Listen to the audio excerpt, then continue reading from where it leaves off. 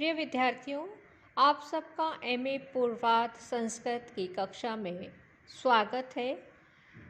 आज हम आपके प्रथम प्रश्न पत्र वैदिक साहित्य के सिलेबस के बारे में चर्चा करने जा रहे हैं। वैदिक साहित्य के पेपर में 5 इकाइयाँ हैं। प्रथम इकाई वैदिक सूक्त, जिसमें कि कुछ चुने हुए सूक्त मात्र हैं। दूसरी इकाई है बृहदारण्यक उपनिषद का तृतीय अध्याय। तीसरी इकाई निरुक्त का प्रथम अध्याय और चौथी इकाई है वैदिक साहित्य का सामान्य इतिहास। पांचवी इकाई संहिता पाठ से पद पाठ की है। संपूर्ण पाठ्यक्रम 3 खंडों तथा 5 इकाइयों में विभाजित किया गया है। प्रथम खंड में आपको वस्तुनिष्ठात्मक प्रश्न पूछे जाएंगे। यह विकल्प रहित कुल 10 प्रश्न पूछे जाएंगे, जो कि पाठ्यक्रम पर आधारित होंगे तथा सभी इकाइयों से समान रूप से संबद्ध होंगे। आपकी प्रथम इकाई वैदिक सूक्त हैं। कुछ चुने हुए सूक्त हैं। वे चुने हुए सूक्त इस प्रकार हैं। सावित्री सूक्त का प्रथम मंडल का 35वां सूक्त, ऋग्वेद के प्रथम मंडल का 35वां सूक्त सावित्री सूक्त आपके कोर्स में है। दूसरा, ऋग्वेद के दूसरे मंडल का 33वां सूक्त रुद्र सूक्त, ऋग्वेद के 7वें मंडल का 103वां सूक्त मंडूक सूक्त, ऋग्वेद के 10वें मंडल का 90वां सूक्त पुरुष सूक्त, ऋग्वेद के 7वें मंडल का 86वां सूक्त वरुण सूक्त, ऋग्वेद के 10वें मंडल का 34वां सूक्त कितव सूक्त, ऋग्वेद के 10वें मंडल का 129वां सूक्त नास्तीय सूक्त तथा ऋग्वेद के प्रथम मंडल का 48वां सूक्त उषस सूक्त आपके कोर्स में है। इस तरह से कुल आपके 8 सूक्त कोर्स में हैं। दूसरी इकाई बृहदारण्यक उपनिषद का तृतीय अध्याय है। तृतीय इकाई निरुक्त यास्क द्वारा प्रणीत निरुक्त का प्रथम अध्याय कोर्स में है। चौथी इकाई वैदिक साहित्य का सामान्य इतिहास है। पांचवी इकाई संहिता पाठ से पद पाठ है।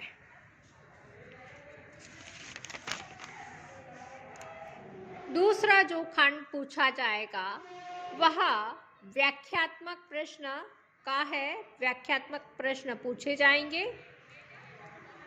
जिनकी 5 प्रश्न होंगे और 100% विकल्पों के साथ पूछे जाएंगे। इनमें से प्रत्येक का उत्तर या व्याख्या लगभग 250 शब्दों में आपको देनी होगी। प्रत्येक प्रश्न के लिए 10 अंक का निर्धारण किया गया है। पहला प्रश्न ऋग्वेद के सूक्तों में से किसी एक मंत्र की सप्रसंग व्याख्या का होगा, जो विकल्प के साथ पूछी जाएगी और यह 10 अंक की होगी।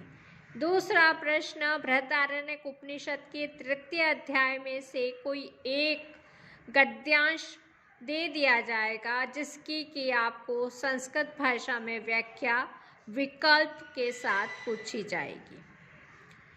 तीसरा प्रश्न निरुक्त के प्रथम अध्याय में से कोई 2 अंश की सामान्य व्याख्या विकल्प के साथ पूछी जाएगी। चौथा, पाठ्यक्रम में निर्धारित ऋग्वेद के सूक्तों में से किसी एक मंत्र का पदपाठ है। और ये एक और इकाई रह गई है, वैदिक साहित्य पर आधारित सामान्य व परिचयात्मक प्रश्न विकल्प के साथ पूछे जाएंगे। तीसरा खंड निबंधात्मक प्रश्न का है। जिसके अंतर्गत 2 प्रश्न विकल्पों के साथ पूछे जाएंगे। इनमें से प्रत्येक का उत्तर लगभग 400 शब्दों में देना होगा और इनके लिए 20-20 अंक का निर्धारण किया गया है। उक्त खंड में निम्नलिखित बिंदुओं के आधार पर प्रश्न होंगे। पहला, ऋग्वेद का रचना काल। दूसरा, ऋग्वेद के पाठ्यक्रम में निर्धारित सूक्तों के देवताओं का चरित्र। तीसरा, ऋग्वेद का धर्म और दर्शन। चौथा, ऋग्वेद की भाषा की सामान्य विशेषताएं। द्वितीय प्रश्न के लिए निम्नलिखित बिंदुओं में से किसी एक पर आधारित प्रश्न होगा। पहला बिंदु है बृहदारण्यक उपनिषद की विषय वस्तु। दूसरा, निरुक्त का सामान्य परिचय और तीसरा, वैदिक साहित्य का सामान्य परिचय। इस वर्ष कोविड के कारण आपको 5वीं इकाई का प्रश्न नहीं करना होगा, इसलिए 5वीं इकाई में जो पदपाठ है उसका हम अध्ययन नहीं करेंगे। बाकी 4 इकाइयों का आपको अध्ययन करना है। आप सभी विद्यार्थियों से अनुरोध है कि अपनी जो पाठ्य पुस्तक है वह लेके आ जाएं। ऋग्वेद के सूक्तों के लिए ऋक् सूक्त संग्रह है, हरिदत्त शास्त्री इसके व्याख्याकार हैं।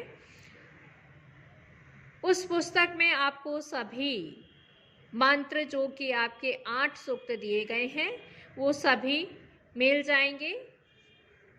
इसके अलावा यशवंत कुमार जोशी की भी किताब चलती है जिसमें कि ये 8 सूक्त हैं। बृहदारण्यक उपनिषद का 3य अध्याय, निरुक्त का 1म अध्याय और वैदिक साहित्य का जो सामान्य परिचय जिसमें ये सारे विषय निर्धारित होते हैं वह है वैदिक साहित्य और संस्कृति पंडित बलदेव उपाध्याय की। इसके अलावा भी और भी जो भी मैकडॉनल्ड की भी है, वैदिक व्याकरण A.A. मैकडॉनल्ड सत्यव्रत शास्त्री के द्वारा लिखी गई है। एक है ऋग भाष्य संग्रह D.R. चानना, उसमें भी आपको सभी 8 सूक्त मिल जाएंगे। तो आपको जो जो किताब अवेलेबल हो वह लेके आएँ और सूक्तों की व्याख्या हम करना प्रारंभ करेंगे। इसलिए पुस्तक को आप बाज़ार से ले लें, तब हम उसकी व्याख्या करना प्रारंभ करेंगे।